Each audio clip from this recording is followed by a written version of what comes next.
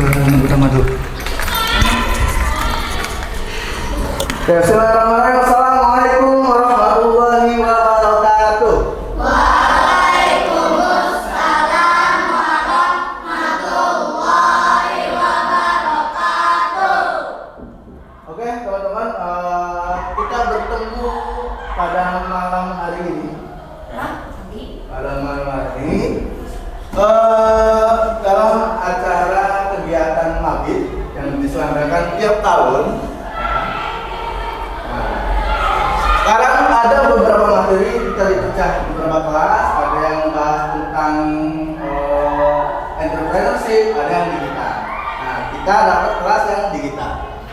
Nah, Maulid Nabi menyongsong peradaban Islam di era kecerdasan buatan. Kecerdasan buatan. Berarti gimana sih caranya kita sebagai orang Islam meneladani sifat Rasul, ya, meneladani sifat Rasul dan memandang ke depan untuk memanfaatkan kecerdasan buatan. Jangan sampai kita terganggu atau terkecoh terkena hoax-hoax dari AI. Misalnya ada berita tentang artis A dengan artis B, padahal berita itu tidak benar, itu dihasilkan oleh AI. Contohnya misalnya ada goa, terus ada orang lewat goa situ tembus ke Mekah. Nah, itu kan tidak betul. Nah, sebenarnya ya, nggak mungkin di akal logika. Nah, kita bagaimana caranya tidak tertipu atau terkena hoax tersebut. Nah, sebelum masuk ke situ, di sini Mister akan menjelaskan tentang subtemanya alur logika. Di akhirnya nanti kita akan bermain game. Gimana sih logika-logika tersebut atau coding-coding tersebut digunakan untuk bermain game. Oke, kemarin kita sudah bahas tentang input, proses, dan output. Kita lewat saja. Ya. Oke, kita masuk ke alur logika sekuensial. Ya. Alur logika sekuensial memahami langkah demi langkah dari konsep dasar hingga implementasi praktis dalam dunia nyata dan pemrograman. Contohnya nih, logika sekuensial adalah rangkaian langkah yang dilakukan secara berurutan. Berarti berurutan tuh, di mana setiap langkah harus selesai sebelum melanjutkan ke langkah berikutnya. Sebelum masuk ke contoh sederhana, Nabi Muhammad mendapat wahyu itu harus diberi wahyu kepada malaikat Jibril, itu yang pertama surat Al-A'la, yaitu Iqra, bacalah, ya kan? Berarti manusia itu yang pertama harus bisa baca dulu, harus baca, tulis, baru lanjut ke contoh sehari-hari yang gampang saja, masak mie. Yang pertama rebus air hingga mendidih. Ya kan? Gak mungkin dong masak mie gak rebus air dulu. Ya, habis itu masukkan mie ke dalam air yang sudah panas. Terus tunggu mie matang selama 3 menit dan angkat sajikan. Itu urutannya. Nah, ini adalah alur logika sekuensial. Selanjutnya ada logika percabangan. Kita jelajahi dulu. Logika pengambilan keputusan bekerja mulai dari aktivitas sehari-hari hingga implementasi dalam kode program. Apa itu percabangan? Percabangan adalah fondasi di mana program dapat berpikir dan merespon situasi yang berbeda. Contohnya nih. Nah, kalian punya dompet? Ya dompet atau kalian bawa tas? Di dalam tas, ya, itu isi tasnya berbeda-beda nggak? Berbeda ya. Nah, misalnya hari ini, hari Senin, di jam pelajaran pertama pelajaran apa? Matematika. Berarti yang diambil bukunya adalah pelajaran matematika, bukan pelajaran bahasa Indonesia. Ya, jadi kalau misalnya pelajaran pertama adalah matematika, maka yang diambil buku matematika. Kalau tidak, berarti tidak usah. Adapun kalau ini, jika dompet Anda cukup saldonya atau uangnya, maka bisa beli kopi. Jika tidak, mending pulang saja. Nah, terus ada perulangan. Perulangan adalah inti dari efisiensi, baik dari dunia syariat maupun dalam bahasa pemrograman. Proses mengulang instruksi hingga kondisi terpenuhi, sehingga dilakukan tanpa sadar dalam kehidupan, mengeksekusi kode berulang kali secara efisien. Nah, contohnya, sikat gigi diulang hingga semua gigi bersih. Betul? Diulang terus kan sikat gigi? Kita nggak nyadar, tapi itu rutinitas sehari-hari kita jadinya. Nah, berulang terus setiap pagi. Lalu, kalian punya smartwatch? Di situ ada perhitungan langkah kaki. Ya? Nah,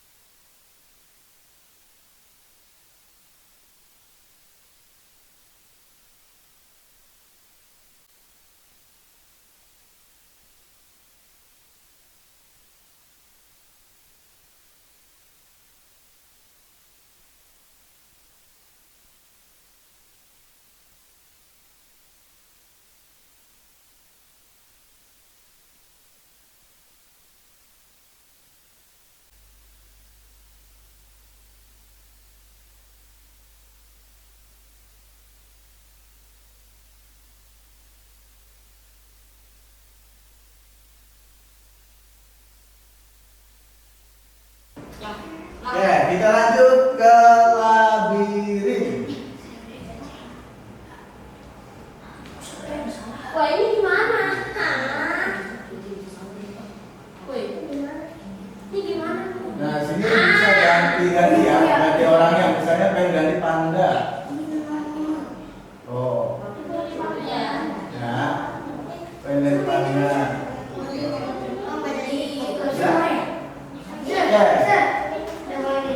Ya, boleh. Ya, nah, ada contoh ya. Ada contohnya tuh. Nah, ini bergerak majunya sesuai baloknya. Di sini ada 3 balok, berarti majunya 3 kali. Ya, silakan ditunggu bergerak maju 3 kali.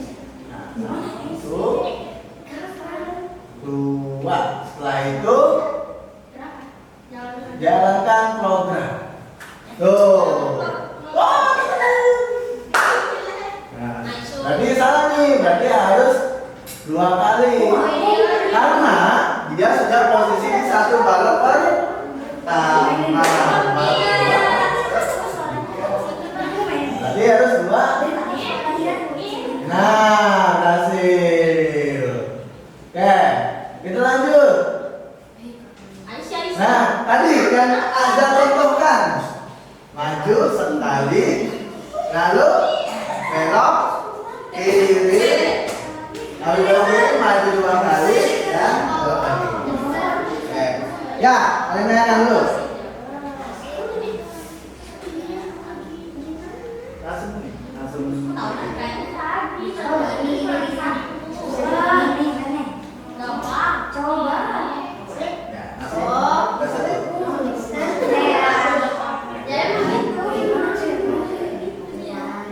Ya, coba ada yang berhasil tidak yang ini? Ya, maju sekali, belok kiri, ya, lalu maju lagi, belok kanan dan maju. Ya, berhasil apa kira? Maju, terus maju, belok.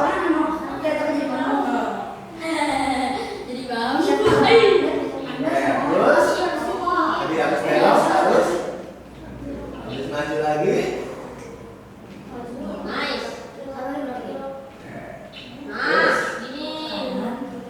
Coba jalankan. Nah, kembali.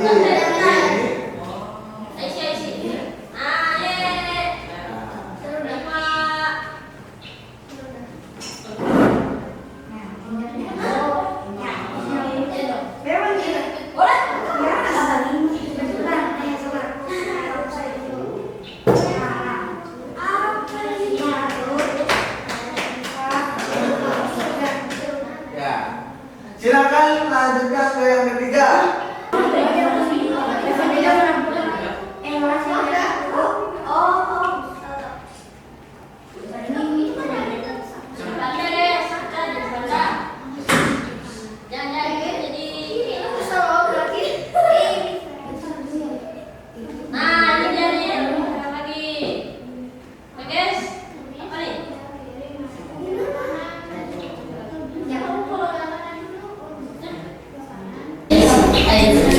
Oke, Anza, silakan level 6. Nah, ini percabangan nih. Ya, percabangan. Ya, ini percabangan nih. Oke. Di situ.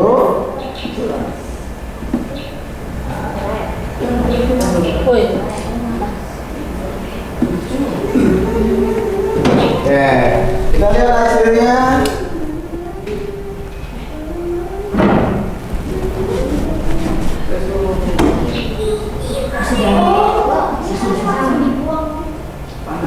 Nah, ya seperti itu ya kalau percabangan ya. Dia akan mencari jalan yang sesuai. Yang itu, oke teman-teman, sudah nyampe, sudah